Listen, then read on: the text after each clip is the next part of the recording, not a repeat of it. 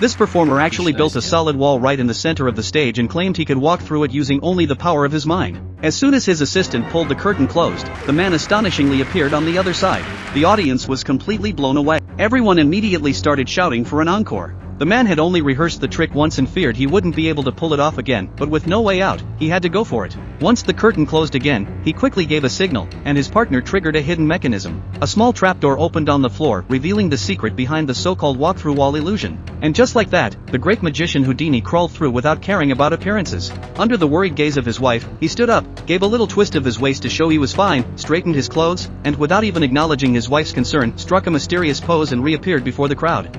This time, the applause was even louder than before. Backstage, the team was thrilled. After all, magic isn't real, it's not sorcery.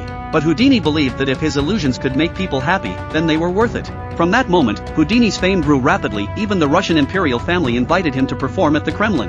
Houdini came right out and said he could grant any wish. To everyone's amazement, he asked the royals to write down their wishes on slips of paper, then collected them. To make the act more convincing, he invited the princess to randomly pick one of the slips. No matter what the wish was, Houdini claimed he could make it come true.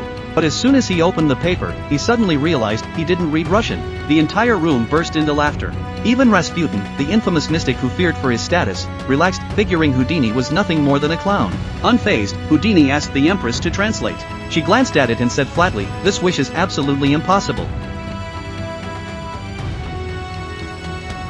The Tsar stepped in to save face, explaining that the giant bell in question hadn't rung in centuries. The rope was long since rotted, and the stairs that once led to it were gone. But Houdini brushed it off, walked over to the window, and gazed up at the bell tower. Then, he pulled out a handkerchief, tucked a white silk scarf into it, and a moment later, out came a long rope. Everyone applauded in amazement at the sleight of hand, but it was clear the real trick hadn't happened yet. Houdini asked the princess to come up and pull the rope. The moment she tugged it, a deep, majestic bell tone echoed through the Kremlin, like it was ringing across time itself. The entire royal family was stunned. It felt like the voices of their ancestors were calling to them, and they all dropped to their knees in reverence. Even Rasputin, who claimed to possess supernatural powers, couldn't explain what he had just witnessed. But of course, we all know magic isn't real. So how did Houdini pull it off?